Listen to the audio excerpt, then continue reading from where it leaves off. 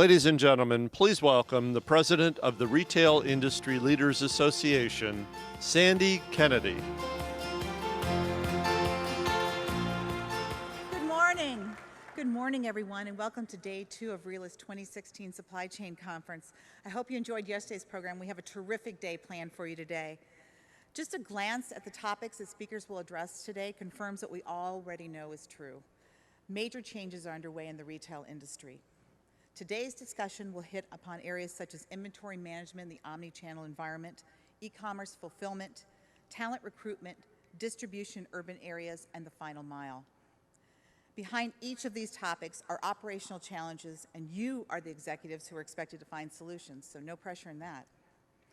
As supply chain executives for the most sophisticated retail companies, these challenges also present amazing opportunities.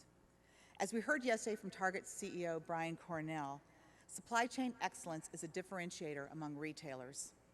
Consequently, the role of supply chain leaders is an increasingly high-profile and strategic one.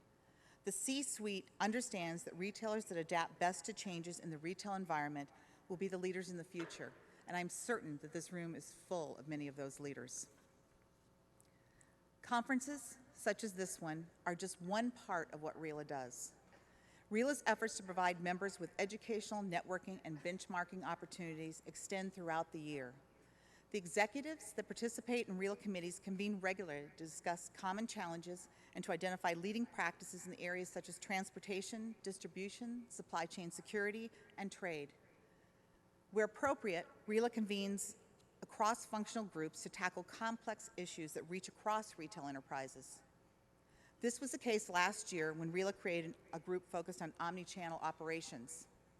This year, we are focused on facilitating collaboration between supply chain and government affairs executives to develop and execute plans to relieve congestion at America's ports. More on that in just a moment. So if you are not participating in RELA's committees, feel free to stop me or any member of the RELA team. We would love to have your involvement and engagement. The 2016 RELA Supply Chain Conference is RELA's 31st such event and my 14th since becoming RELA's president in 2002. Over this time, the conference has tackled many issues, more than I can name. Many topics come and go, but actually some linger. One such case is how to deal with congestion in the supply chain, and especially at America's ports. In a globalized world, ports are one of the most crucial links in the supply chain of companies that make or sell products.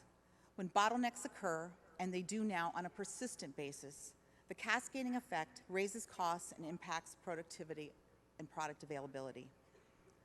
Ultimately, undermining retailers' primary objective to provide customers with the products they want, when they want them, at a good price. The underlying causes of today's congestion are admittedly complex, and no single stakeholder is to blame. Instead, all players in the port ecosystem need to work together. Thankfully, some forums for such collaboration already exist, including those that are being applauded among the ports, through the U.S. Department of Commerce and U.S. Department of Transportation. As a representative of the biggest port users, RELA is pleased to be engaged in these discussions, but we have also begun working with executives from across retail enterprises to identify forward and creative-looking solutions and a means for driving consensus. We'll share more on this in the months to come. However, we intend to tap into the expertise that all of you provide in this room in order to accomplish these really important goals for you in the industry. I'll be happy to take off the topic of port congestion and supply chain congestion, hopefully in the future. Now let's switch gears and get ready to start our program. Before I invite our sponsor up, I want to note how far women in supply chain have come. We started a program many years ago that was just a Sunday afternoon session, and we added an optional breakfast session that grew. We've done some amazing regional meetings, sometimes having as many as 150 participants, and now we're really happy to move to the main stage. As we are focused on diversity more broadly, because it is such an important topic, I want to make sure that you all love this session. I was in here for the rehearsal, and it was such energy and such an important message, so I'm really looking forward to this opening session and the panel following. So with that in mind, I will bring up our sponsor, Betsy Ducat, Head of Retail and Lifestyle Vertical with Damco Americas. Please join me in welcoming Betsy.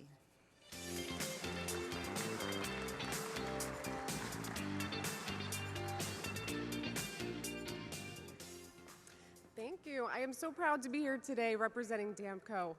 For those of you who don't know us, we're a leading third-party logistics provider specializing in customized freight forwarding and supply chain solutions. We not only partner with many of the best-in-class retailers that are here today, we're also led by a global CEO and regional Americas CEO who happen to be amazing women, much like our speaker today. At this time, it's my pleasure to introduce our speaker.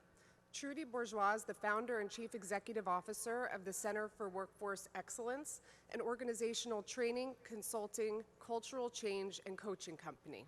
In the 1990s, Trudy broke the glass ceiling in the consumer goods industry by becoming the first African-American woman to rise to the level of vice president. An expert at teaching managers and leaders how to unleash the greatest potential of every employee, Trudy is a highly sought-out resource in the areas of leadership development, diversity and inclusion, executive coaching, and employee engagement. Please welcome Trudy to the stage.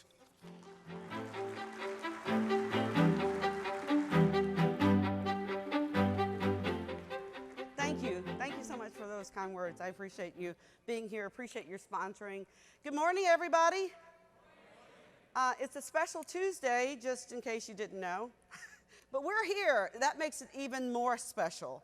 And so I'm delighted to have this opportunity to frame up a conversation that's going to follow my brief overview by three distinguished guests. And I'm so happy to know all of them. And they've got such great insight that they're going to share. And I'm really particularly pleased to be here with you guys this morning. I'm blessed to speak all over the world, and I often speak to women and at women's conferences. But every now and then I get the distinct pleasure of speaking to a room of primarily men, and that would be you. And the reason why I'm really excited about the opportunity to speak to you is because the truth be told is that you guys have the power. And for what we're talking about in terms of change in this industry, we need you. We need you to buy in. We need you to understand. We need you to advocate. And so I want to spend just a few minutes talking about some research. I want to share some insights. And then I want to actually challenge you to take a pledge. Yesterday, you guys were the beneficiaries of some great insight afforded by Brian and others. But let me make it abundantly clear. Without people, and without the right people at the table, none of which we're talking about relative to innovation or changes in the industry will manifest. And I'm going to attempt to prove that to you using data, but the data is not enough, as you'll hear me say. And so I believe with every fiber in my body that if we work together, our generation can go down in history as creating a business world in which everyone can thrive. I truly do wake up every morning trying to figure out how to make this happen. But you know what I've come to realize based upon the last 15 years of research? White men don't see themselves as a part of the diversity equation. And let me just begin my framing by announcing a truth. Everybody in this room is diverse, because diversity is about the uniqueness of each and every individual. And let me give you another little news flash. Everybody in this room, unless you're a Native American Indian, came from somewhere else, which makes you multicultural. And so I just want to invite you to begin to see that you are a part of this movement, and there is something in it for you. But we have got to uncover the deep why, as my friend Greg McGinnis says. Why should you care about diversity and inclusion? Why should you step up? Well, I'm going to tell you the first reason is because we need diversity of thought from every slice of uniqueness. And in fact, gender equality is a global issue. I don't know how many of you were paying attention, but at Davos this year, and Davos, of course, is the World Economic Forum, gender equality was not number 10, not number 5. Number 3, the third priority for CEOs across the globe, across the face of this planet. And why? Because you guys, it's more than just the impact to your organizations. We're talking about the stability of our country. Now, it goes without saying that for us in here, we do have an appreciation for the importance of women. But what I have come to really appreciate with all I know is that the facts are not enough. If it were just for the facts, I wouldn't be here, and this topic would not be on the priority list. This would be one of those that Sandy referenced that would go away. But this is not going to go away, and I'm going to just give you some things to think about that might make sense to you as to why it will never go away. Some are very, very obvious, like women are king or queen, shall we say, because they influence what? 85% of every purchase made in the United States of America. But you know that already, don't you? I could tell you that women are the largest consumer alone in the United States of America and account for $7 trillion of consumer spending. But you probably know that, particularly if you're married to a woman.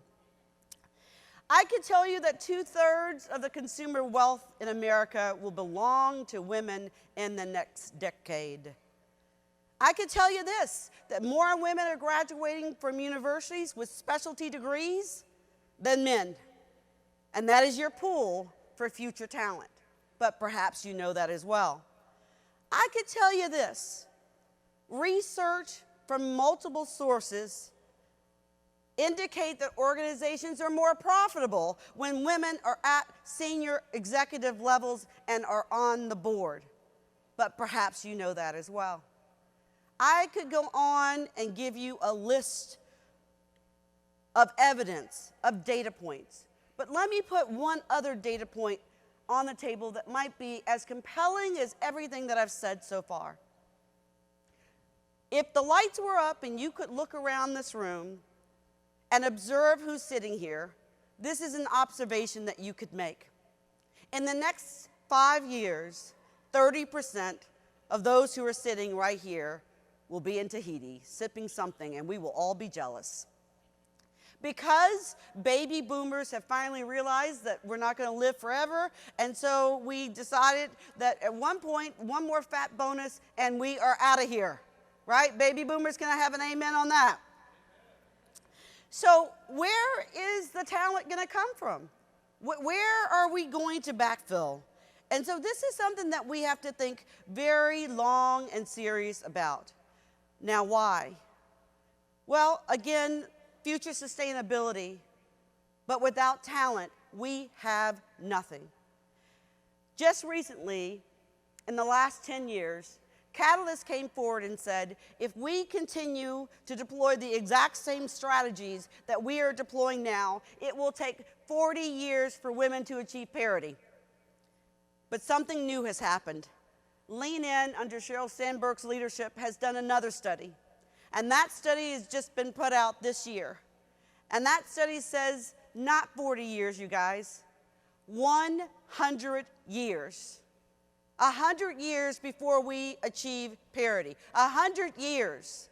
Now just think about the implications of that to your bottom line, to your organization's profitability, to your personal success. Think about 100 years, and think about the fact that supply chain, honestly, as you'll hear when we have the dialogue with the panelists, we're not doing very well as it relates to women for a lot of different reasons. But here's what I know. We can do something about it. And I believe that we can make something happen. Now, what's the truth? The truth of the matter is that while we may have good intentions, while we may know all the facts, my research and the research conducted by many other organizations suggests this. It's not on your radar screen. It's just not on your radar screen. It's not a priority for you. And that's not, again, because you're being malicious or you don't want to see women advance. It's just because it hasn't been elevated to the top. And so we're asking you today to make a decision to take the focus of advancing women to the top as a priority. You know, I interviewed through surveys 30,000 leaders, of which about 3,500 responded. The number one response when asked the question, why are you not a leader who is a public and bold diversity and inclusion champion? The answer was simply this: it is not a priority for me. You see, we look at the Office of Diversity and Inclusion and we say, you know what, go handle that, right? We look at Sandy and we say, Sandy, you need more women on the board, go handle that. But we can't, in isolation, handle anything. We have to come together and we have to ask ourselves the question, what will it take for real change to happen? And I think, in the words of Jack Welch, and we could debate about Jack Welch and his term as a leader and whether or not he had to deal with all the complexity that we have to deal with, that would be a whole separate conversation. But he has said something that I hope that you take away from our time together this morning, because it's so profound. And he said, when the rate of change on the outside exceeds the rate of change on the inside, the end is near. And so we could go through case studies of organizations who saw major trends coming down the pike, but the leaders refused to pay attention. Does anybody remember a little company that used to be based here in Dallas, well, and still in part still based here in Dallas, called Blockbuster? Anybody remember that organization? So somebody just like me stood at a board meeting and said, our industry is going to change. Our industry is changing. And someone said to them, you might want to think about sustainability. And the leader said, well, you know what? That's really not going to happen on our watch, right? That's really not going to come to fruition. But someone woke up in Hollywood one morning and decided they didn't like these little things called VHSs. And what did Blockbuster have? A warehouse full of VHSs. They didn't even see the transformation of the DVD coming down the pike. But then they got another chance. Another opportunity came and someone stood before the board and once again they said, change is happening to our industry. There's a little company that's brewing called Netflix. And you know what Blockbuster said? Who are those little penny? Who are they to take on us, right? And then they had yet another chance. Something called the smartphone came along, right? And who the hell needs Blockbuster? Nobody. Which is why they had to go under. See, you guys, we're not going to get 3 or 4 or 5 warnings. That's not going to happen. And as leaders, we are responsible. We are paid to look out and forecast and come up with strategies and solutions. And we cannot put people to the side and say that that is HR or ODI's responsibility. We cannot do that. So I am asking everyone in here, men and women, to open up your eyes, take off the scales, recognize that the future is right now, recognize that this change is serious and that we have got to do something different. Everybody's talking about this notion of creative disruption. Everybody's talking about let's break the patterns. Well, I would humbly submit to you that if we want to win, we must break the patterns that we showed up with today as it relates to a focus on women and the advancement of women. We must develop new leadership capabilities. And those capabilities are around cross-cultural capabilities. You think we're dealing with something now, you guys? We haven't seen nothing yet. The millennials might make your head spin. The Gen Z will make your body spin. What do we know about those consumers? Well, what do we know about those employees? Well, I can tell you this. They don't have the patience to wait. Their tolerance for leaders who don't get it, their tolerance and appetite for organizations who don't have cultures where they can thrive is a nanosecond. And it's costing organization millions of dollars every year. So what will it take for you to have your aha moment? What will it take for you to leave here today going, wow, I might need to wrap my head around this from a different perspective? One of my current clients is a very large tech organization.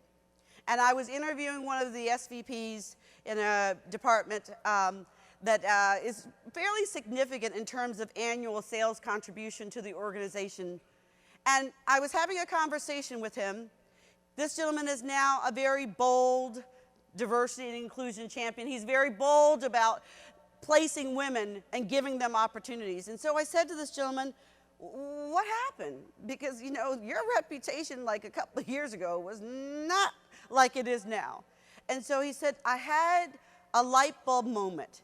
And it came because I organized a meeting where I pulled together a lot of cross-functional leaders, and I included 2 futurists. And there were about 15, 20 people there. And everyone had gathered. He was waiting for the futurists to come in. The futurists walked in the door, and they stared, and they looked around. And the futurists turned to this SVP, and they said, we should not have this meeting. And he was like, are you out of your mind? Do you know how long it takes to get senior executives all on the same page with your complex schedules? And the futurists just demanded that we stop the meeting. And he said, help me to understand, dude, like what's happening here? And so the futurist invited this gentleman to look around. He said, look around this room that you have assembled as thought leaders, to look at what the future of retail is going to look like. Look around, he said. And so this gentleman looked around and he goes, okay, well, what am I supposed to see? And the futurist looked at him and he said, do you see any women at the table? Do you see any women? And so they said this, whatever decision that we make today will be a minimum of 50% wrong. Think about that.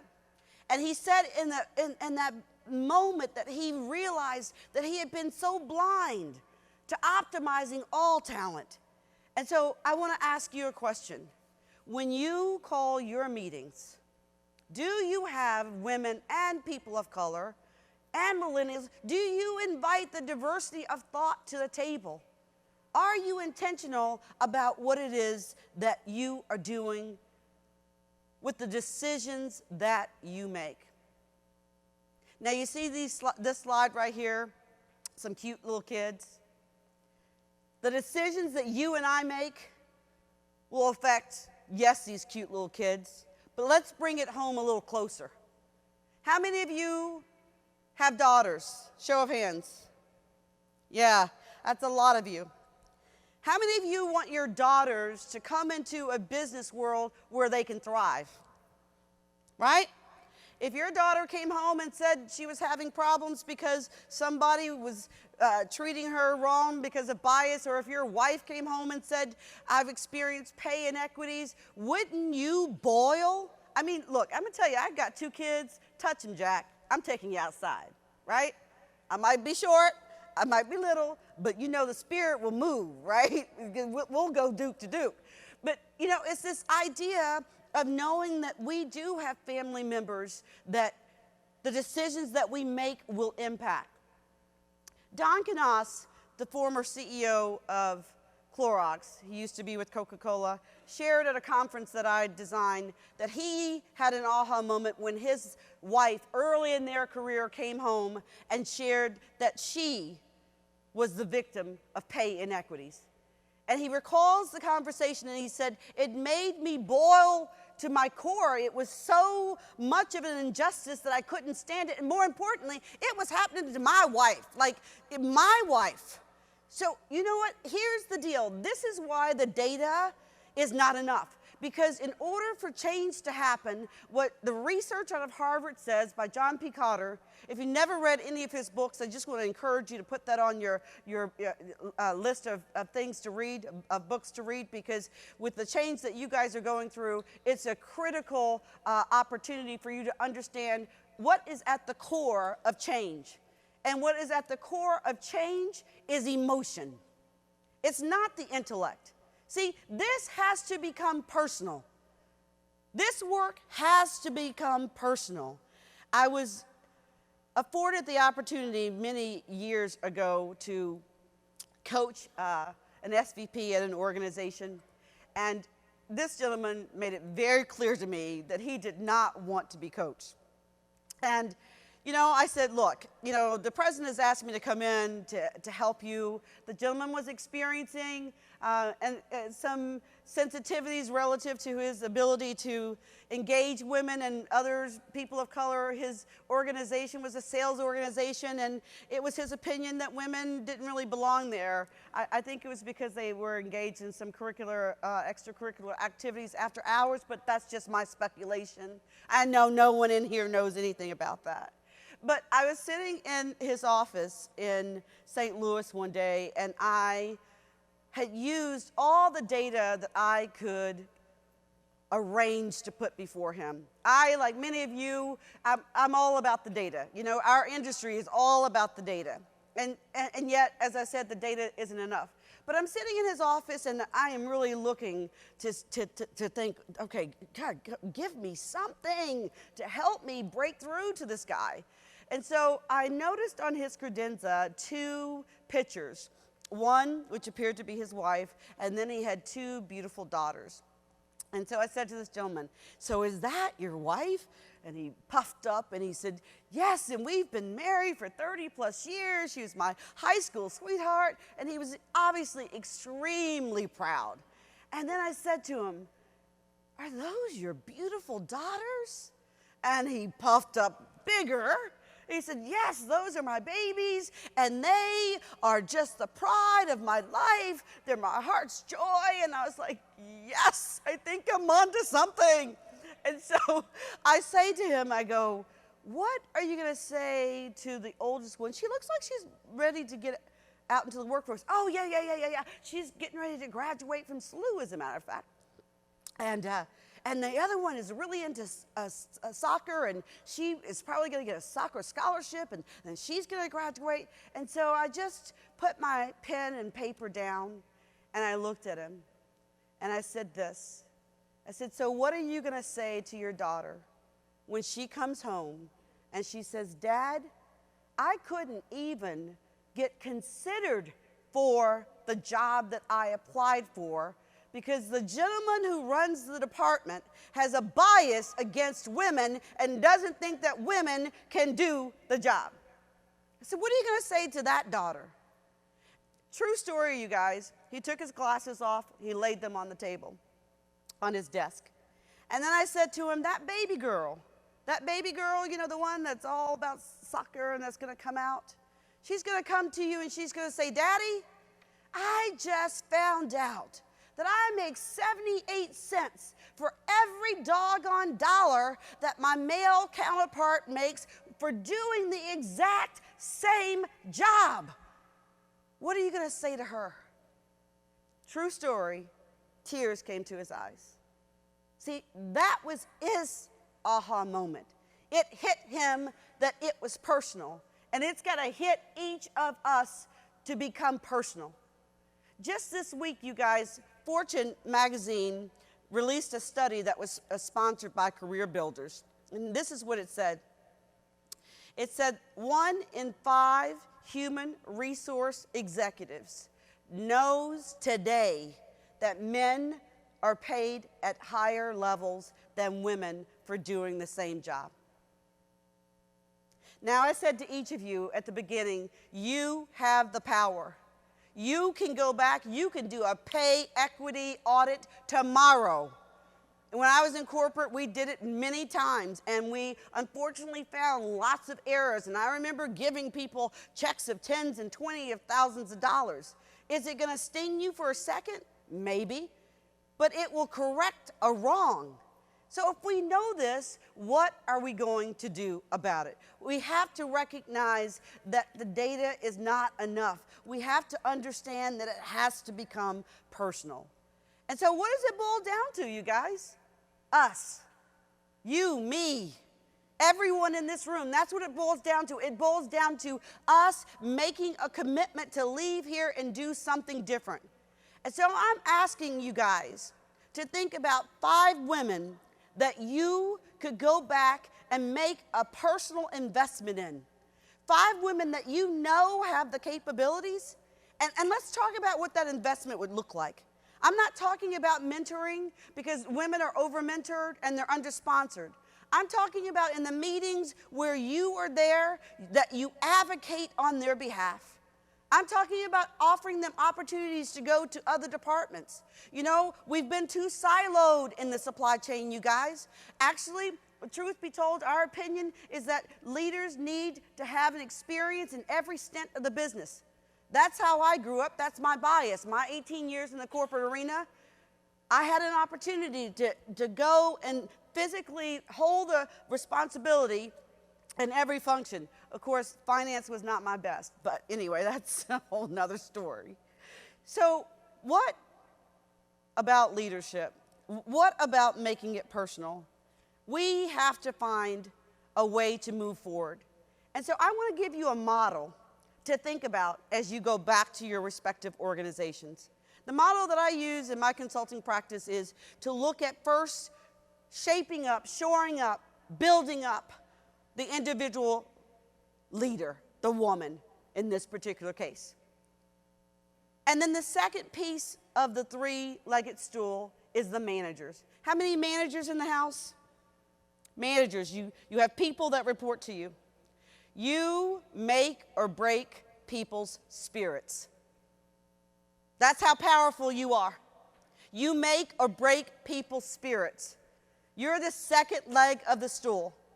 Without you, nothing good is going to happen. The most important relationship in the business world is between the employee and his or her manager. And the Gallup research shows that 70% of all employees are actively disengaged. And what is the number one reason why? The poor relationship with their manager. I would really ask you to go back and have a conversation with all of your team members, but particularly women. And I would ask you to be vulnerable. Put yourself out there and ask them to rate you on a scale of 1 to 10 about how inclusive you are. And ask them to tell you what you could do differently to help catapult their careers. Now, the final piece of the stool is the culture. We can lift people up. We can make managers good. But as you'll hear in our dialogue with the panelists in just a moment, if we don't hold people accountable for this work, just like we hold people accountable for innovation, just like we hold people accountable for shipments, just like we hold people accountable for sales, if we don't do that in this body of work, we will not make progress. Ladies, I need to talk to you for just a moment. In a spirit of love, we don't step up and ask for what we want. So we have no right to point the finger at the guys when we ourselves are not public champions for other women. This is a big pet peeve of mine because unfortunately a lot of women who get to the top got there the very hard way. And I understand that as, you know, a woman who climbed to be vice president of a $3 billion business unit. I know what it feels like to be the only one. I know that mindset. I know that heartache. But ladies, we have got to be more intentional about what we do. You know, truth be told, women, we don't even know each other. We've got baby boomers who look down at Gen X as though they were like snotty-nosed little brats, right? We have to come to terms with understanding each other across racial lines and across generational lines. And so as I start to wrap up here and we prepare for our panelists to come up, I just want to be very intentional myself. And I want to share with you why it's personal for me. I do have 2 children. My oldest child is 33, and my daughter is 29, going to be 30. I'd like a moment of silence because we're praying for a ring this year. Hallelujah. If she knew I did that, you guys, she would kill me. She would absolutely take my neck off. But we are praying for a ring. That's no joke. But you know, my oldest child was born with Down syndrome. And I have been fighting for that kid since the day he was born. And for my daughter, I so wanted her to follow in my footsteps. I really did. I mean, you know, I paid for the little girl to go to LSU. Any tigers in the house? Yeah, a few tigers, right? I got the freaking hat and a big bill. And my husband and I got a big bill. I'm like, okay, I'm gonna put her in corporate America. She's gonna thrive, she's gonna go high, yada, yada, yada. She comes home from college and, you know, she moves in for a couple of months and then she decides, look, I can't live with you anymore, Mom, I gotta get out. And so I'm like, well, you need to get a job, girl. You're not gonna be on my payroll or your dad's payroll anymore. It's time to fly the coop, right? And so she got a job at a company here in Dallas. And I was very excited for her. Her friend from high school worked there, and so I thought, okay, she's gonna have some support. She's gonna do really well. She was there 2 months and got written up. What did she get written up by her manager for?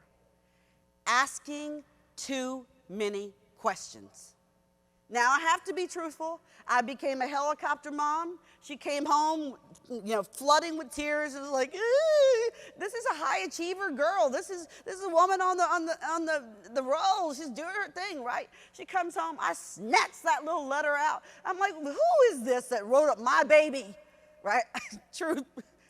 I couldn't help it because it was wrong. It was wrong. You know, this is what I'm talking about relative to us not knowing that next generation and feeling like because they ask questions, then we need to put them in a corner. We need to make them be quiet. No, we need diversity of thought.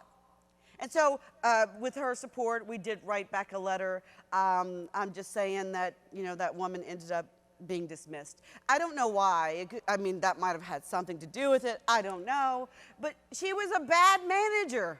And we need good managers. And so let me summarize then by giving you 3 insights. Yesterday, the closing speaker talked about a concept called VUCA. And now you guys are familiar with VUCA, right? And he talked about the importance of agility. That's right. He talked about the importance of resilience. That's right. But the thing that he didn't talk about that I'd like to introduce into the conversation is that in order to really thrive in this marketplace, you need diversity of thought. And in fact, the research shows what we need is women at the table because women are more collaborative. Women have an intuition that helps them see around the corner. And this is just the way God hardwired our minds. Men, you're taught to think in black and white. Women are taught to think in more of ambiguous terms. You have your strengths, we have our strengths. What we need to do is to formulate deep respect for each other's strengths. And that's how we're going to win in the VUCA marketplace. We need to pull over and slow down and ensure that we are thinking about what's coming down the pike that could ultimately destroy our organizations overnight. You guys, this world of uncertainty represents huge opportunity for whoever gets there first. And so I'm asking you to lead today with the insight around the VUCA marketplace. And the insight is yes, resiliency, yes, agility, but yes, diversity of thought. Now, the second insight that I'd like to offer you before I step down and begin to lead this panel deals with what Brian was talking about, innovation. Well, if we think that we can follow the same patterns, and all of a sudden we're going to be innovative, you guys, we're out of our minds. Muhtar Kent, the CEO of Coca-Cola, said something a couple of years ago that I think is really spot on. And he said this. He said, if you're a leader who's responsible for the business, and you think that you are going to be doing business the same way that you are today 5 or 10 years from now, you will not be in business. He also said something else. He said the 21st century goes to women. And he said it was a global imperative for his organization. And at Davos this year, he put out the 3 C's. It's an interesting conversation. Perhaps it's one that you guys should think about having post today's discussion. He said that we need water, we need women, and we need well-being. Well, there's a lot of reasons behind the water piece if we look at global expansion into underdeveloped countries and things of that nature. But going back to where I started, women are connected and recognized as the opening to total economic growth. And that's something that just cannot be overlooked. And so I just really want to encourage all of us to recognize that, yes, we must innovate. Yes, we must change. But yes, we must have diversity of thought. And that includes the way that we work. You know, a lot of times, at least in my experience, vendors, particularly manufacturers, we make things in isolation without talking to the consumer, and then we shove it down the distribution lines, and then we have some funky math. We actually pay people to return it when it doesn't sell. I don't know who came up with that formula, but that formula does not work, right? And so I think we have to become mindful that all of us, if supply chain is to have a seat at the table, you guys, that we got to know more than just supply chain. And so I challenge you to look at your own career progression and to think broader about collaborating across functions, breaking down the silos between supply chain and the rest of the organization. Like, you guys have to step out and go say to the rest of the organization, we're here and here's the value that we can bring, and that value has to include people. And so we have to be mindful of this last point. We will either disrupt or we'll be disrupted. It's our choice. We get to make the choice. But we'll either disrupt or we'll be disrupted. So let me close by saying that I do honestly believe that working together, that we can go down in history as being leaders who did not dodge the trends, who were able to find the courage to make the changes, to recognize that this is about more than us. I ask you again to make it personal. I ask you to recognize that the marketplace has changed and therefore leaders need to change. I challenge you next year when we're back here, you guys are back together, I challenge you to find a way to bring a woman with you. I challenge you to make sure that this room is not 90% men. I challenge you to make sure that it's 50-50.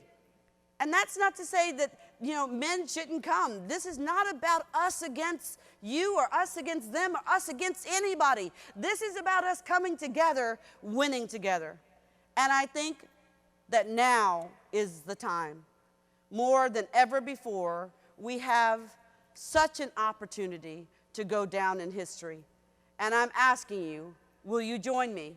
Will you join the movement? Will you make the pledge? Will you become intentional about helping women to advance? And I'd like to hear a yes, I will. Will you join me? Dang, that was pretty good. Let's do it again. Will you join me? Well, if you say that, then give yourself a round of applause.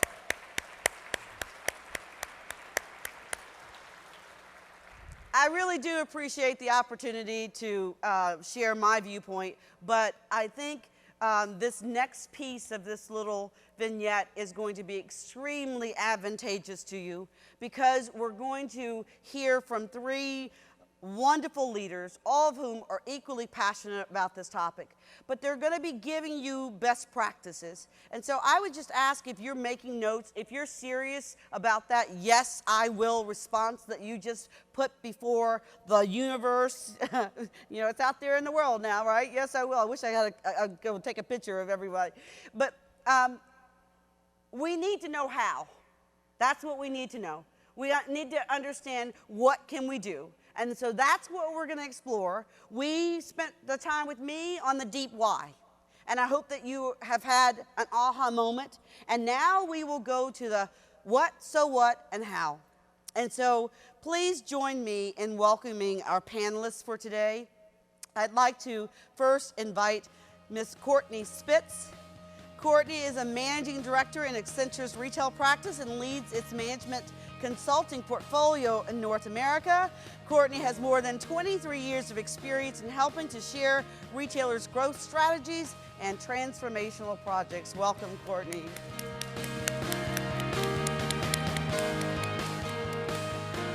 Joining Courtney is going to be Ms. Tracy Joshua.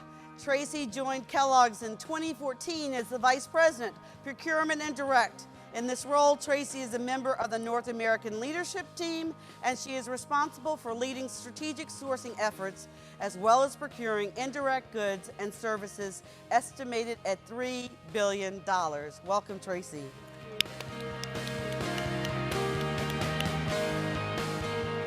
And this conversation would not be complete without the presence of a retailer. And so I am really very happy to welcome to the stage Mr. Reuben Schaefer. Reuben is Vice President and Chief Diversity Officer for the Kroger Company, where he's responsible for Kroger's supplier diversity initiatives and ongoing commitment to creating an inclusive business culture. Ladies and gentlemen, a round of applause for our panelists.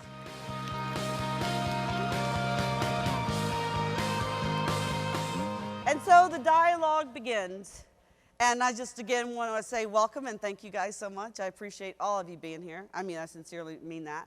So we're going to set this up in 3 different ways. First, we're going to look at doing some foundational components to get us all grounded and level set. And then we'll move to 2 other categories. And so I also want to encourage you guys to submit your questions via your smartphones. We'll have an opportunity for some polling questions to take place, and then we will make sure that we have time at the end for any questions that you have. And so, as I said, we want to make sure that we're setting the foundation. And Courtney, I'm going to begin with you. We're exploring this notion of why diversity and inclusion is so important. And, you know, for me, I think for all of us here, we have linked it to business results, but you have a particular passion around explaining the link between diversity and inclusion and business results. Can you expound on that? Sure. It's very important to acknowledge that diversity is a proven business strategy and a proven growth strategy, not a superficial endeavor. Companies need to prioritize this, as you said earlier. They need to be collaborative across functions because this is not a single function issue. Mm-hmm. And companies need to look at this as a long-term strategy, not just one project done and gone. Right. All companies need to do succession planning, first and foremost. Second, they need to have transparency around the issue itself. What is the gap that exists on gender, on all elements of diversity? And then have a deliberate plan that the organization trusts that it's going to be followed up on. So just to build upon what you're saying, you know, a takeaway would be first and foremost for all of you who have the scope of responsibility to look at your succession plan and to get very intentional with partnering with your HR or other key stakeholders to ensure that that plan does include women. Now, Tracy, you said to me the other day, you said, bottom line, it's about winning. Talk to me about your perspective. Yeah, diversity and inclusion really is about winning in the marketplace. And inclusion fosters diversity of thought, and you have eloquently spoke of that this morning in terms of driving for diversity of thought. Mm-hmm. I like to see that as creativity, which also drives innovation. Okay. And creativity and innovation are keys to sustained, optimal word, sustained greatness. And so those organizations who really embrace diversity and inclusion, which again, in my mind is innovation and creativity, will build new capabilities and then flourish and outpace their competitors and counterparts. Well, you know, I wholeheartedly believe in what you're saying. Ruben, okay, from your perspective, this is where the rubber meets the road. I mean, if we don't get this right, from a retailer's perspective, we're in trouble, right? We are in trouble, yeah. Yeah, Kroger is in trouble, yeah. You know, for us, diversity and inclusion are two of our core values. And, you know, in our organization, sometimes we struggle with the definition of diversity and inclusion. I try to do things in a very simplistic way. One of the things that I continually remind our people that, you know, for me, the definition of diversity and inclusion is diversity is about the mix. Inclusion is making the mix work. And at Kroger, we try to make it work. And it's not easy. You know, when you look at women in the marketplace, when you look at 51% of our consumers are females, we have to be able to serve the needs of that consumer.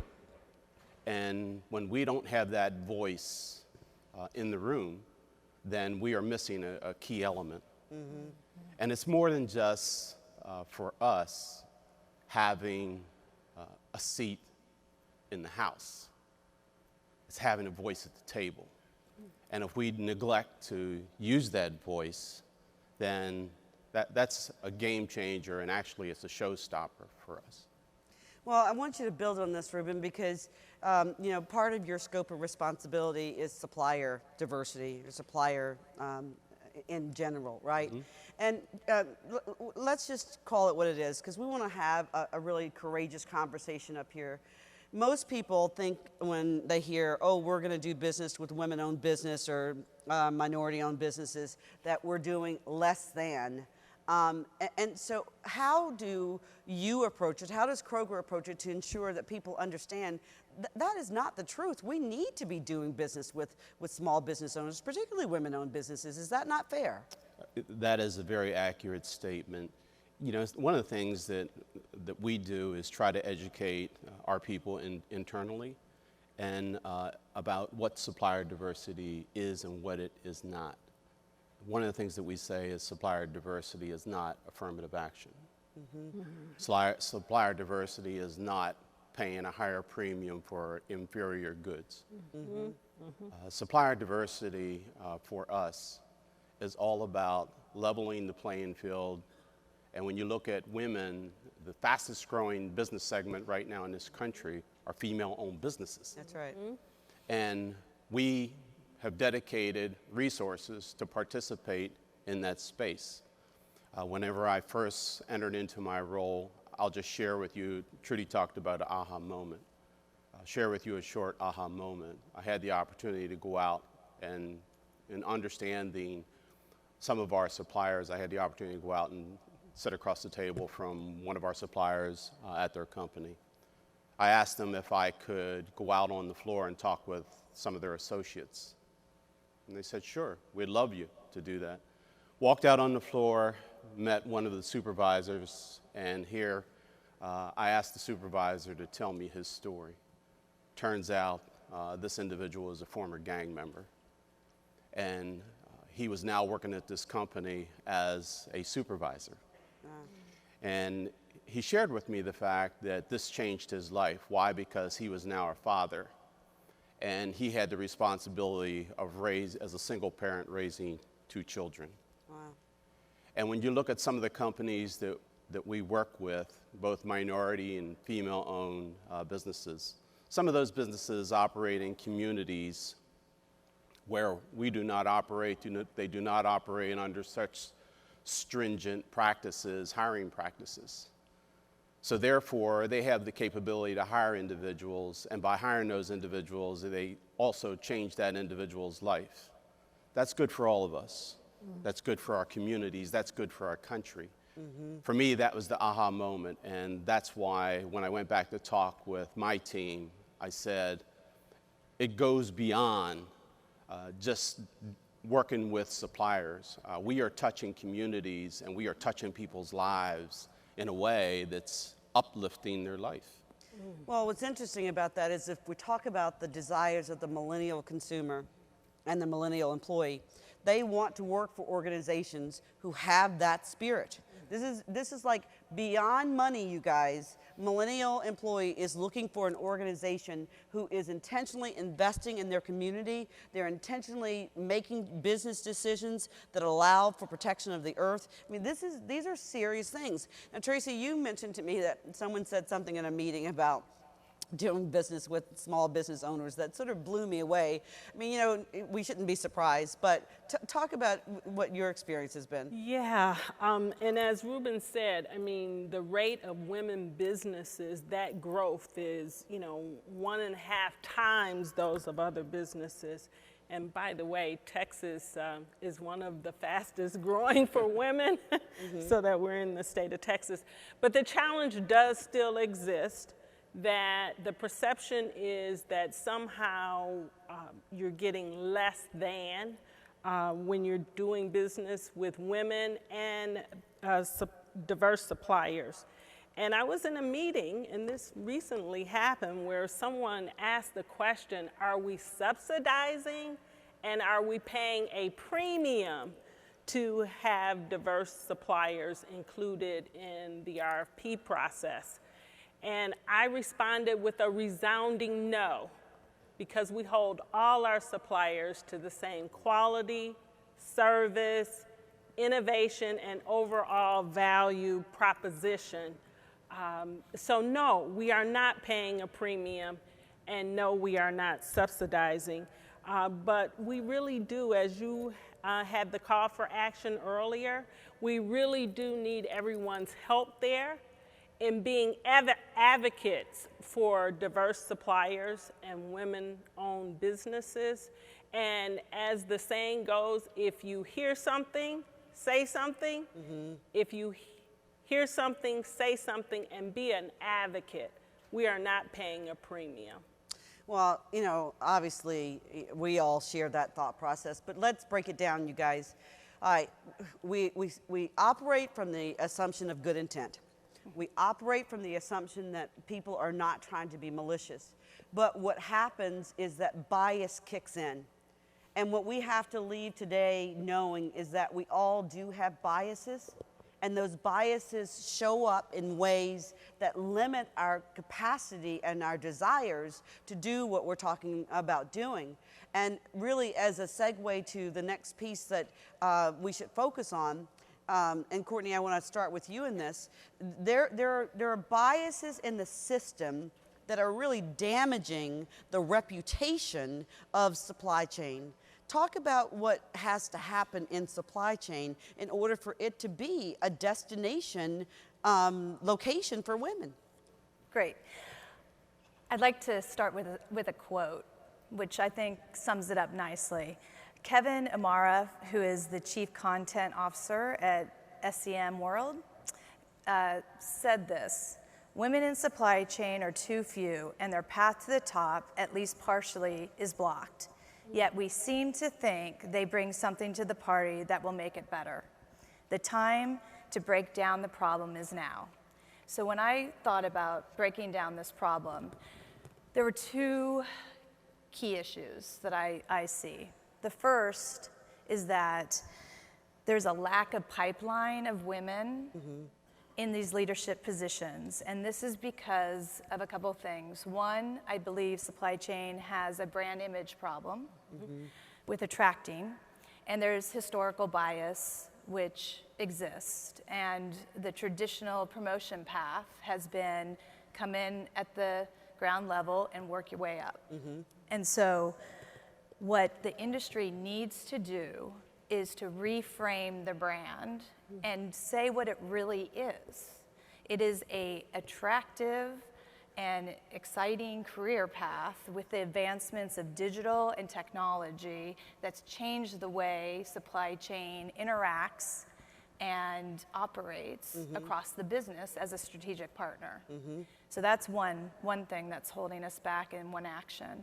The other is that there's too few role models. There's less than 25% of the top 25 supply chain companies with women in leadership roles. And so young women do not see this as an attractive place to start and grow their career, and less so see it, supply chain, as a capability that is important for them to get to the top. Yeah. So there is a brand image, there's a pipeline, and then there is a role model issue. All three of which, you know, research validates what you're talking about. And I just think, again, from an action orientation, if we put that lens on, I think we have to challenge ourselves to think about new strategies, which we'll talk about a little bit later. But, you know, Tracy, at Kellogg's, you guys actually do have some role models. Can you speak to what's happening there? True.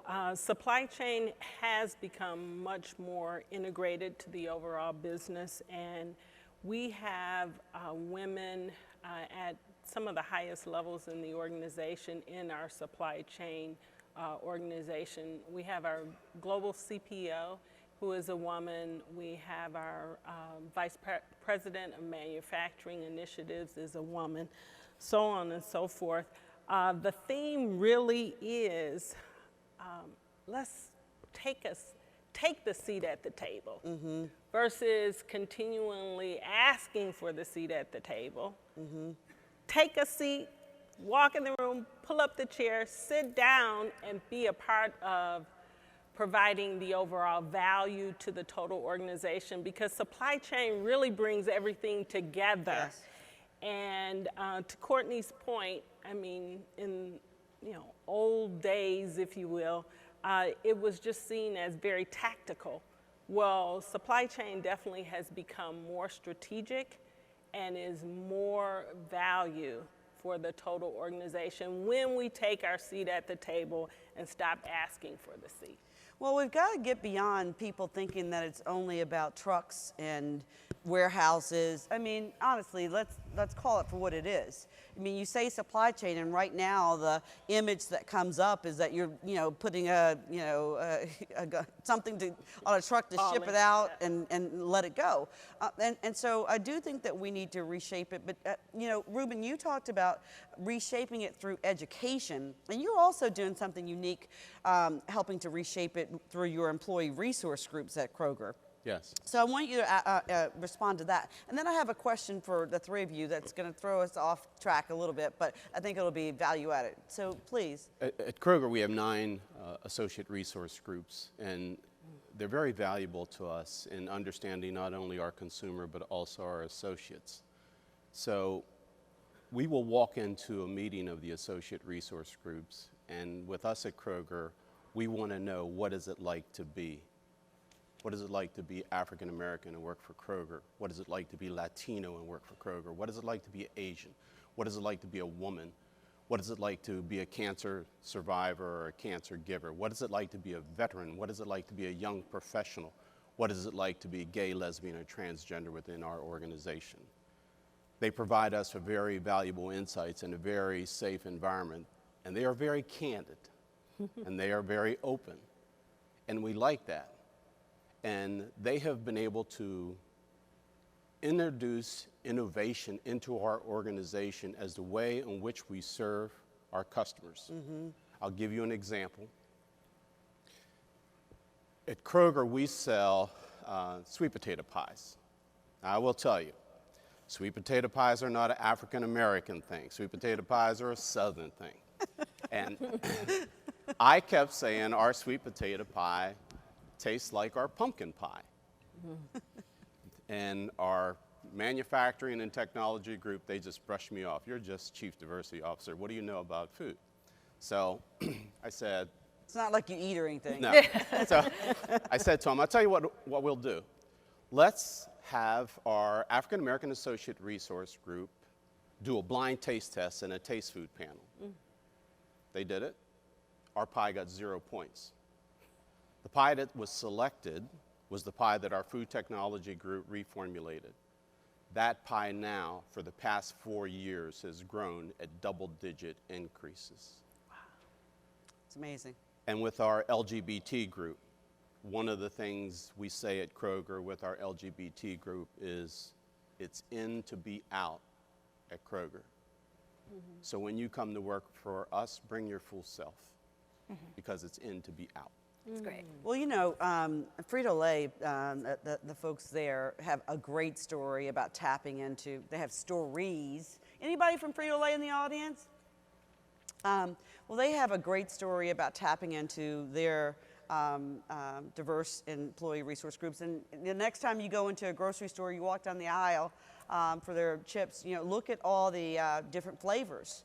Those came from not only them tapping into their employee resource groups, but also making the consumer a part of the conversation. And, you know, as we were talking, it led me to think about something that recently happened.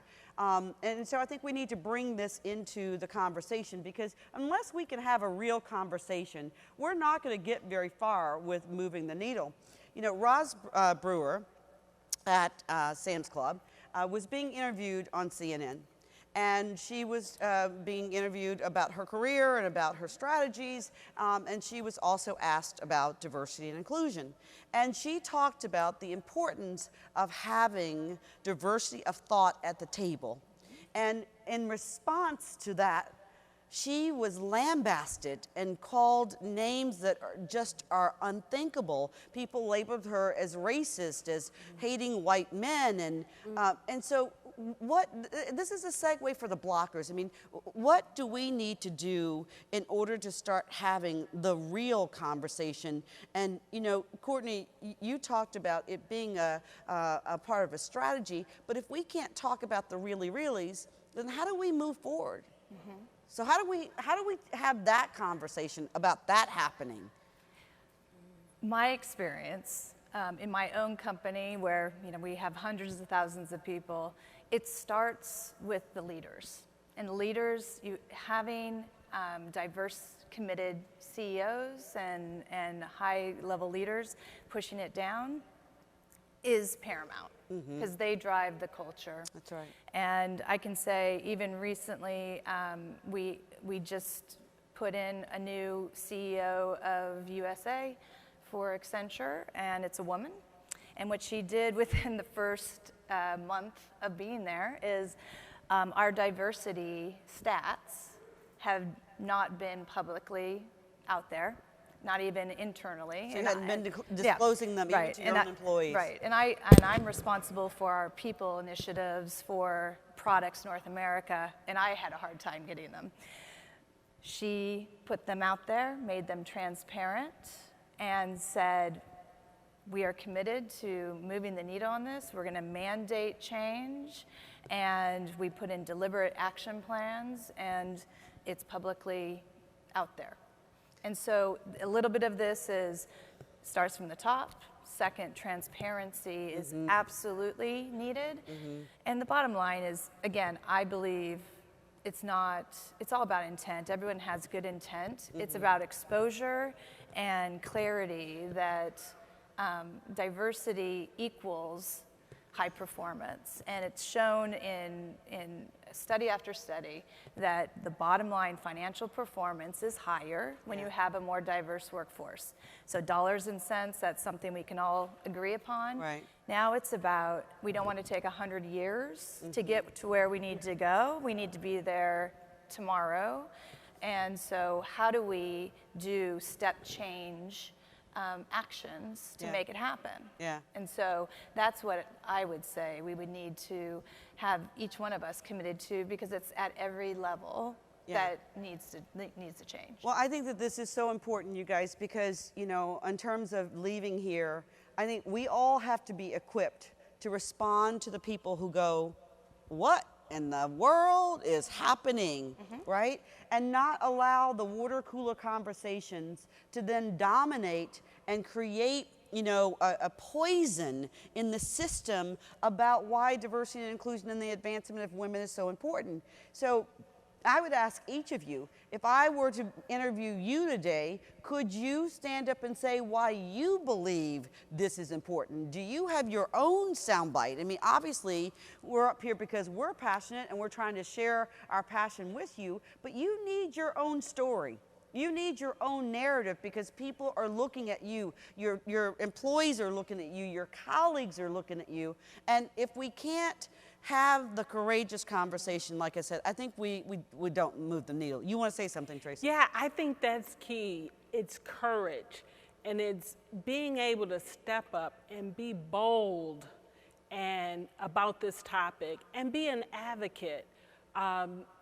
The personal commitment and then the personal reasons why this is important.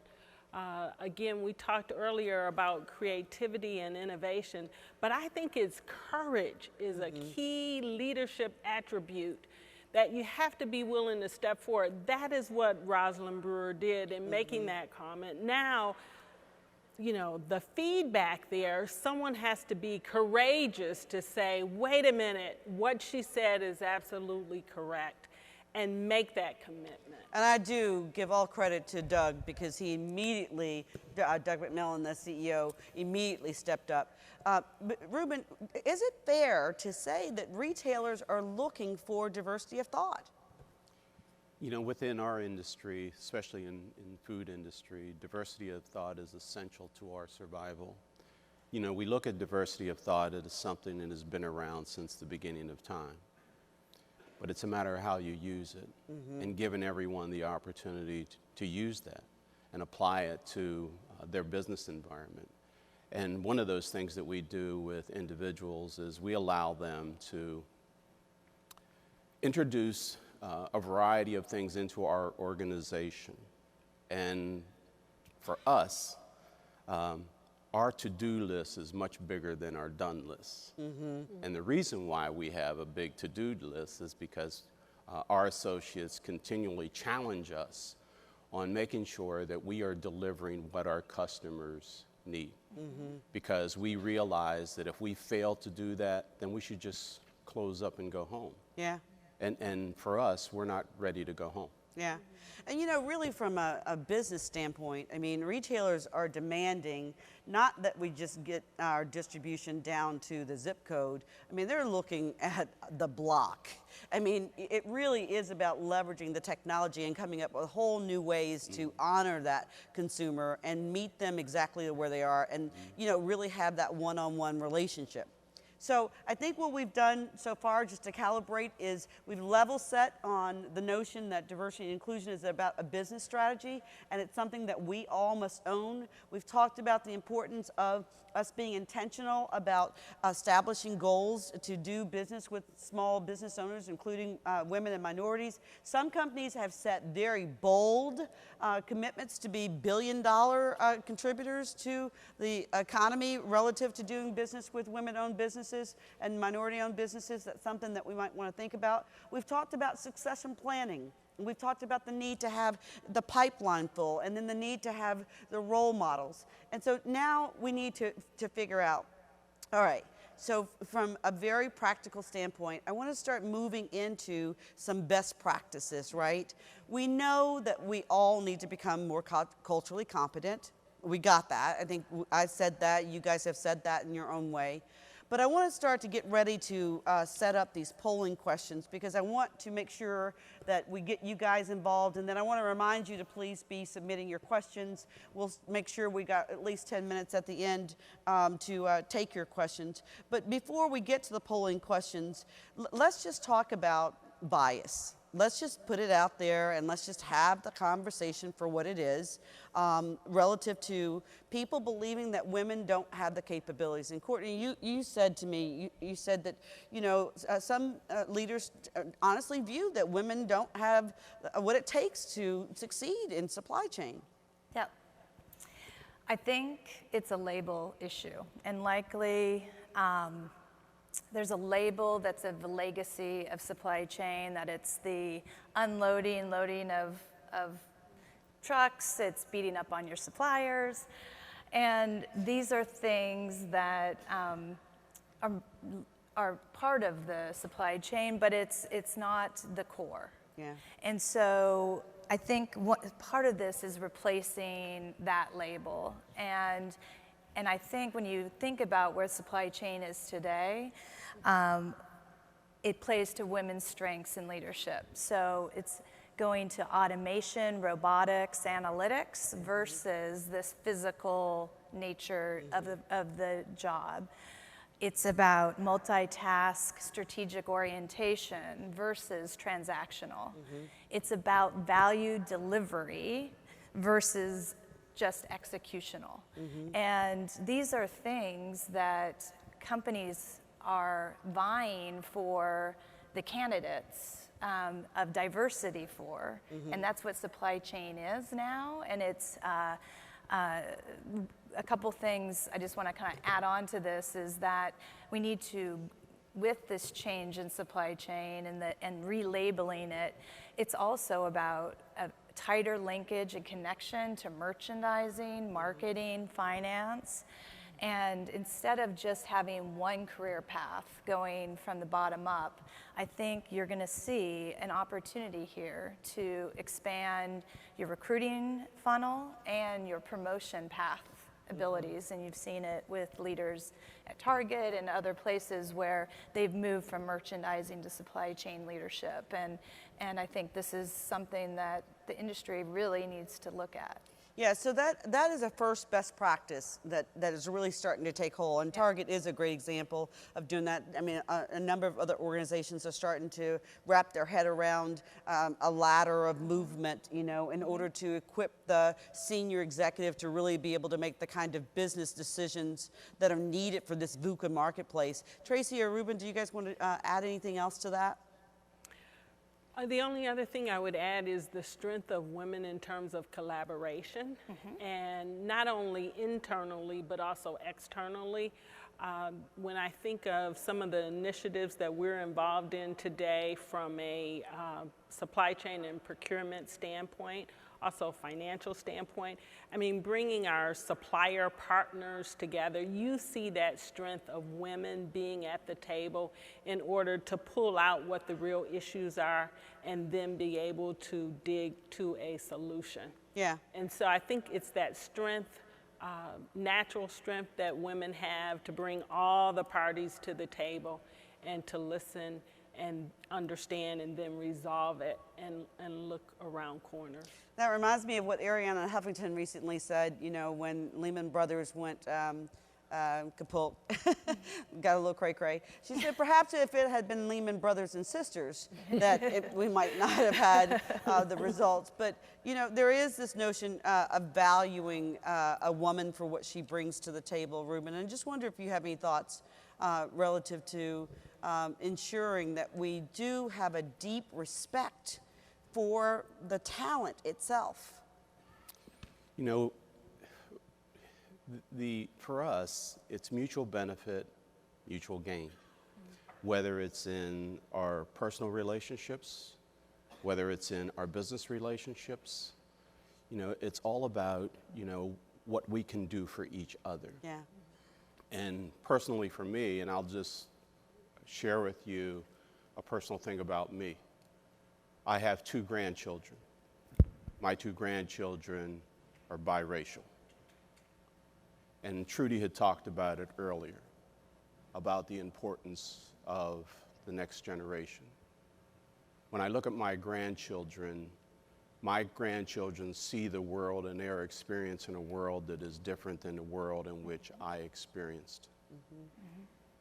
And I continually ask them about their life and their world in order to understand.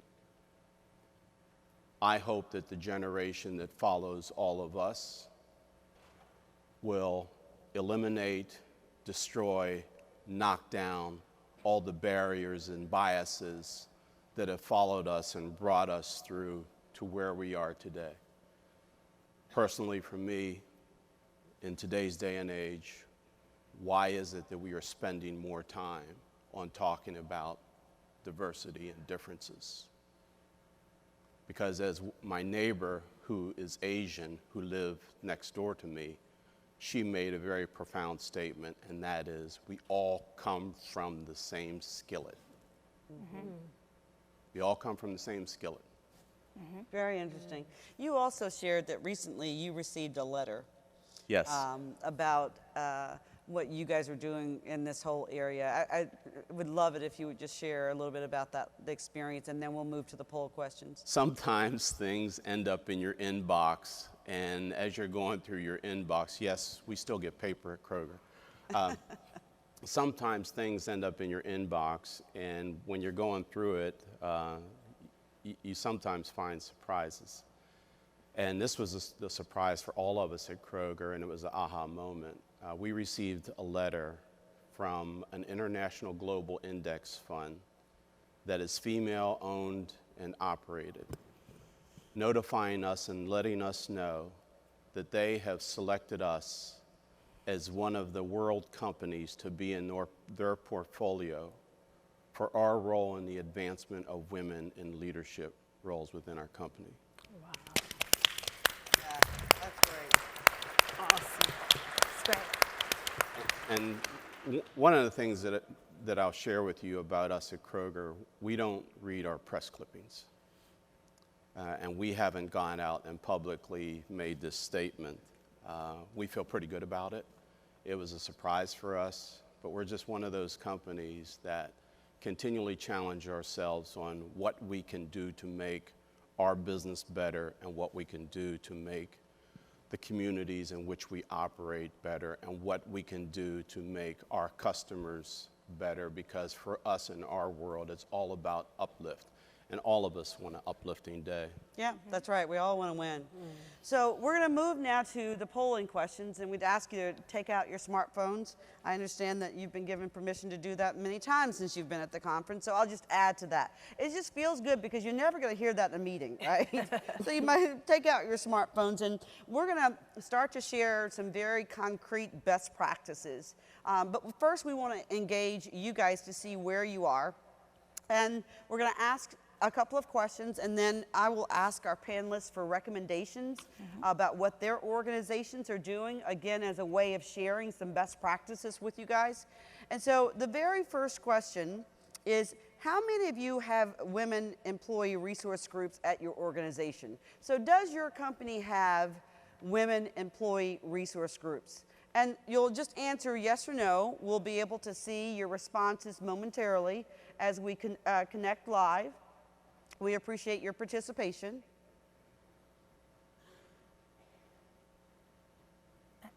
Interesting. Which one's yes and which one's no? Yeah, I think I need Half and glasses. half. I can't see the number. The blue but it is looks- no.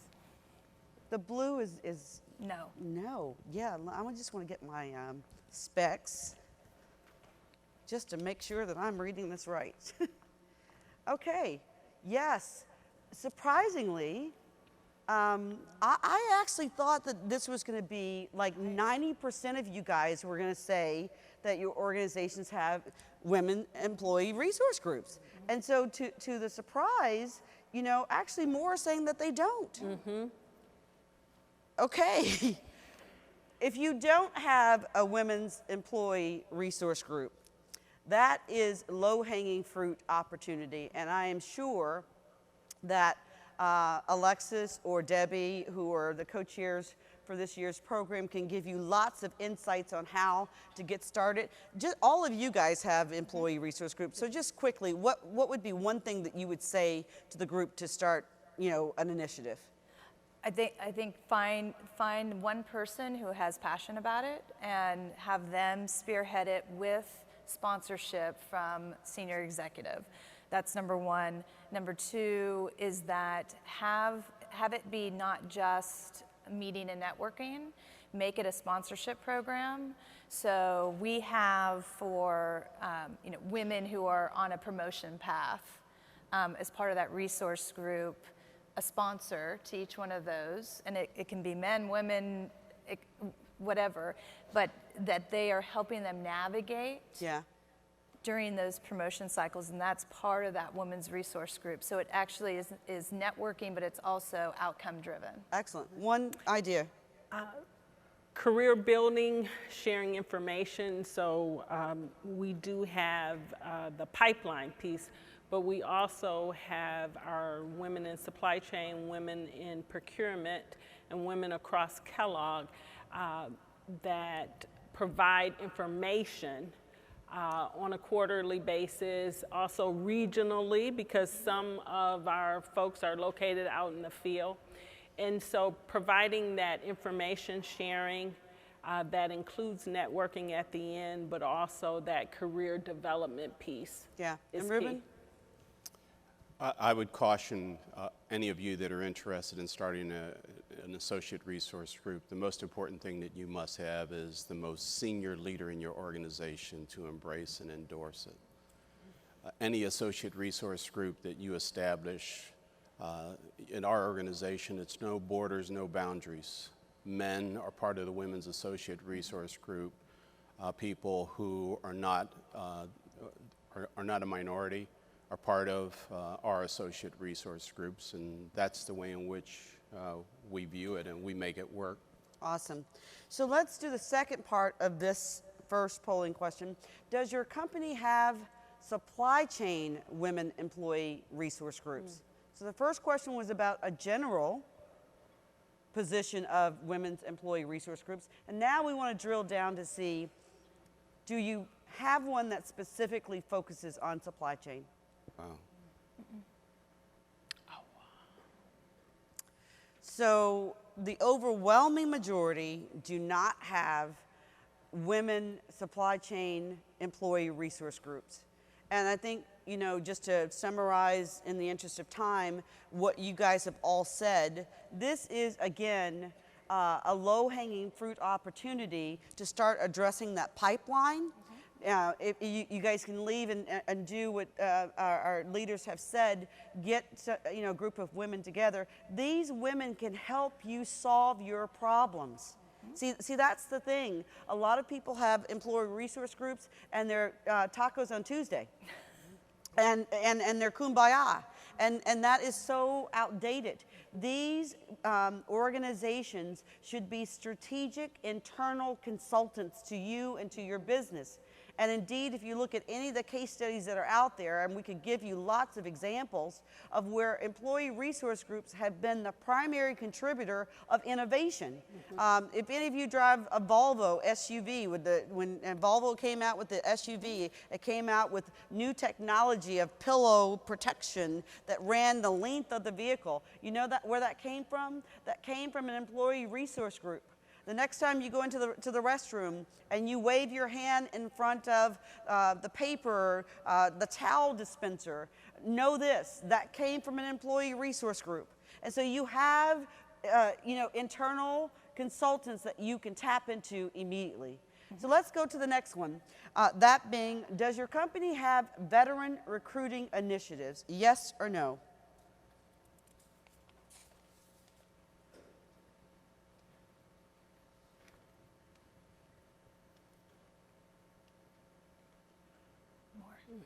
Much more. That's much better.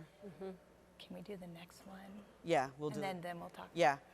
So we're going to go ahead and just recognize that this is good news, that most of the organizations sitting in here have veterans recruiting initiatives. But let's go to the second question, because your responses to the second question of this particular segment of the polling questions is probably even more important. And that question is, does your company have veteran recruiting initiatives that focus on women?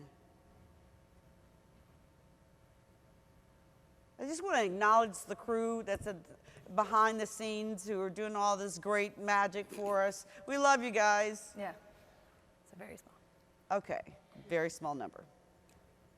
So, Courtney, this is something that you could speak on. Yeah, this is near and dear to my heart. So we have a veterans recruiting initiative at Accenture that is very active, but it's also very focused on women veterans. And when you think about supply chain and you think about the labels that I talked about of it being, a man's world, we're hiring women veterans that have done not only pushing out hard lines and groceries across the supply chain. They've done it in war-torn areas by sea, land, and trains and all of that. So it kind of implodes that stereotype. These women are coming into Accenture being very valuable parts of our supply chain practice, but also because I run all the functions across a retailer from a management consulting, I'm finding that these women have cross skill sets Yes. that are going into our work in merchandising, in analytics around marketing, all of our strategic cost takeout. So this is a great pool of women retail and supply chain talent Yeah. to go tomorrow, and it helps us, it helps our country, it helps everything. Well, when Courtney shared this, I just thought, you know, we have to share this with you guys because a lot of people are very focused on veterans now. In fact, many organizations were called to the White House to talk about ensuring that veterans are placed back into the workforce. But what a great opportunity. So we want to go directly to our last polling questions. And I just want to remind you again that we are going to leave a few moments for you guys to offer your questions. And so if you do, make sure that you're putting those in. And then I'll ask our panelists for a closing thought and we'll begin to wrap up here. And so that question is, does your company have diversity and inclusion strategies? And let's see what the response is there. Because this might be a starting place of an opportunity. Okay. That's good. So this is good, not great, right? So the fact that we have probably 60 or 65% that do, that's fantastic. We're going to ask you another question. Ruben, what would you say to the leaders who are saying, my company doesn't have diversity and inclusion strategy? That might mean that they probably don't have anybody like you. Just saying, in a spirit of love. You know, the question has to, I would respond with a question, and that would be why? Why wouldn't you have one? You know, for us as the size company that we are, and when we operate across 35 states with 422,000 associates, it's very important that when you look at our line of our line of business in our brick and mortar locations, when people walk into our stores, they want to see people that look and speak like them. And all of us know in today's world that's getting to be quite a challenge. But for us, in order for us to operate and be successful in this space, it is essential. It is essential to our lifeline. And I would say to you, if you're not looking at it, you know, take a look at it. Doesn't necessarily mean that you're saying no. You may be just saying not now. But I will guarantee you that it'll be very beneficial for your business, and it'll be something that your associates will applaud you for. So I would say dip your toe in the water and just do a measurement as far as the temperature. For us, and we asked our associates, when you have 422,000 people, you know, you can get a variety of opinions. I would encourage you, you have probably a small cabinet of people or individuals that work at your company. Ask them what it's like. And you'd be surprised some of the things that they would share with you. And then you have to ask yourself, am I willing to change? Yeah. So let's take this next one. Tracy, I'll start with you based upon the responses. And this is sort of, again, where the rubber meets the road. The question is, are your diversity and inclusion strategies linked to compensation for your senior leaders? Now, it could be and should be for all leaders, but let's start with being linked to senior leaders, and let's see where we come out on this.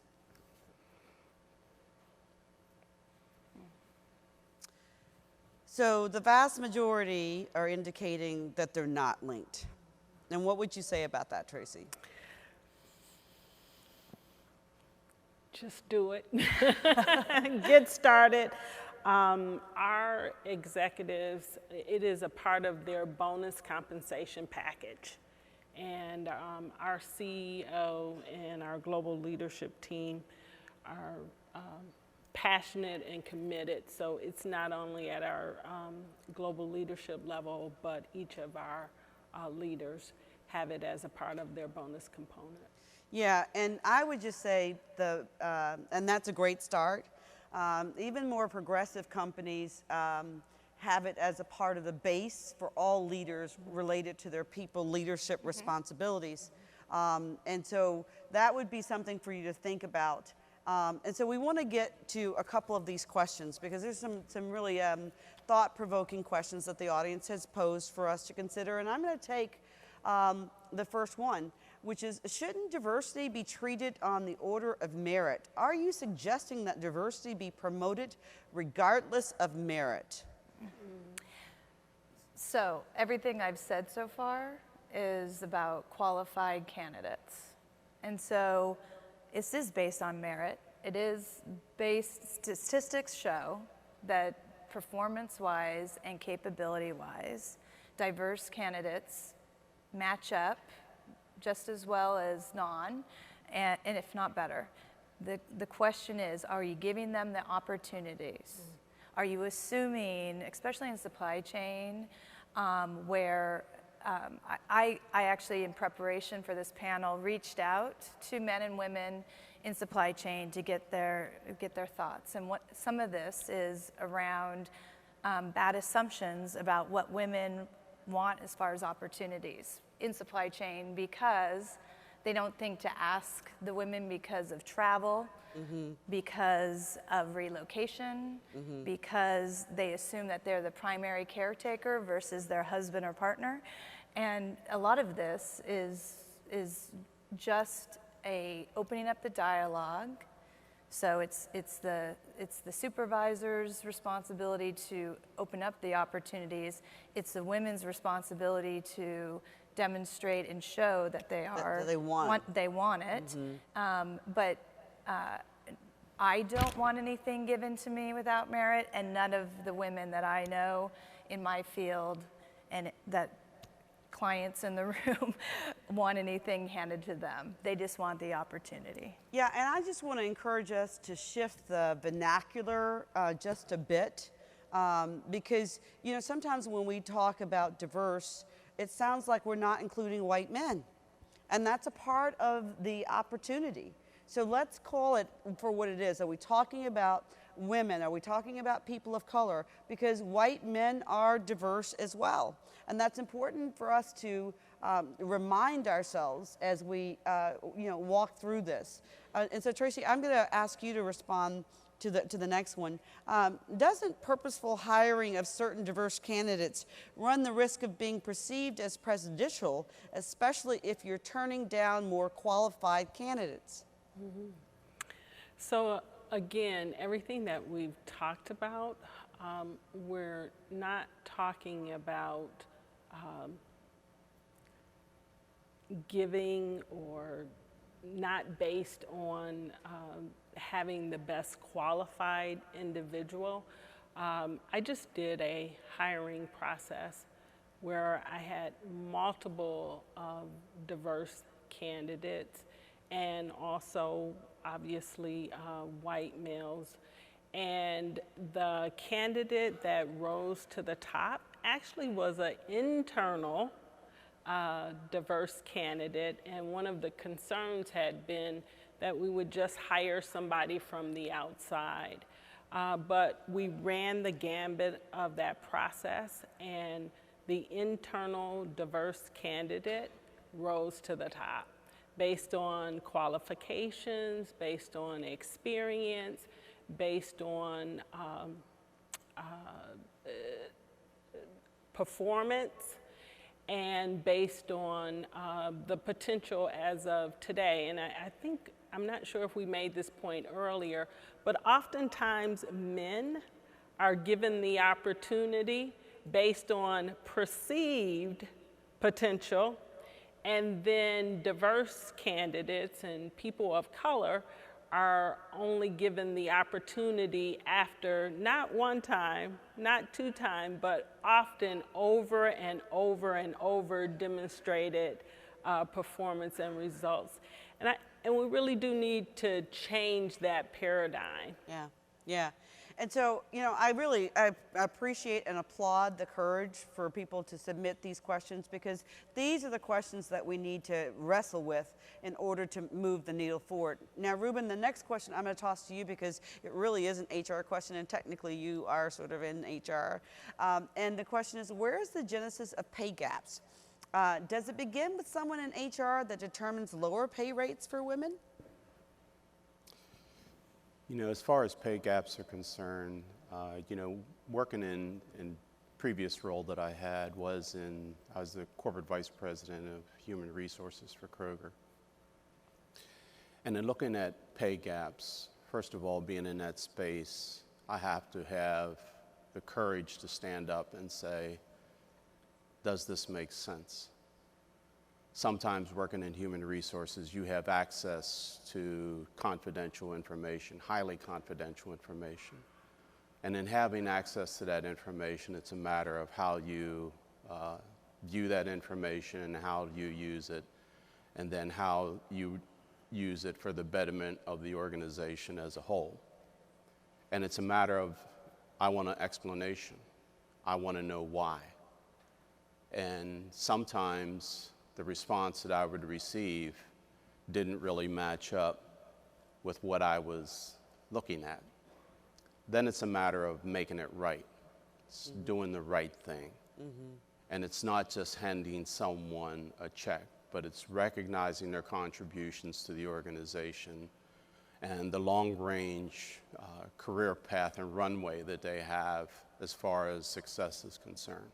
That's good. Because what I realized, if we didn't, somebody was going to come through the door and say to Trudy, hey, we'd like to talk with you about becoming part of our organization. Yeah. And let me just bookend this with a comment, and then I'll answer one other question, then we'll close out. There was another question about, you know, if salaries are so confidential, how do people know? You guys, there are blogs about your organizations. If you have not gone out and blogged what people are saying about your organization, you should do that. There is a website called glassdoor.com where people can go and they can look at projections for salaries, and all they have to do is to simply ask, what's the percentage of payout? And every organization has some percentage that they want to pay out at, and they can calculate their salary. It's not that hard. Plus, despite every organization saying, please, let's not talk about salaries, everybody talks about salaries, just saying in a spirit of love. The last question, and I'll deal with this, and then I'm going to ask each of you for a one-sentence wrap-up. The question is, there's been a lot of talk about millennials this week, but not a lot of representation. What should we do next year? Well, coincidentally, last night when we were preparing and just rehearsing, we were talking about that same thing. And we were talking about ways that we can ensure that you can hear from millennials next year.